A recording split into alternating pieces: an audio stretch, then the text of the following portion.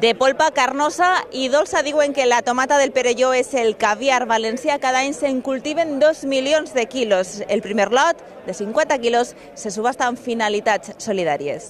El millor postor tastarà este tresor que només es troba a les mates que arrelen a la franja de terra arenosa entre el mar Mediterrani i el Parc Natural de l'Albufera. Són terrenys arenosos i l'aigua també té una lleugera intrusió marina. Aleshores fa que tinga un sabor molt bo. El sabor està compacte.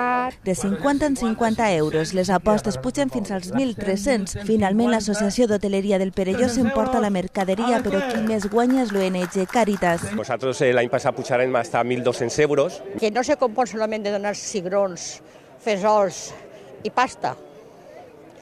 S'ha d'acompanyar a coses més. I això serveix per aquests acompanyaments. 84 productors treballen sota el paraigua de la Unió Protectora del Perelló des de 1960. Cultiven, diuen, la millor tomaca del món sense cap pesticida.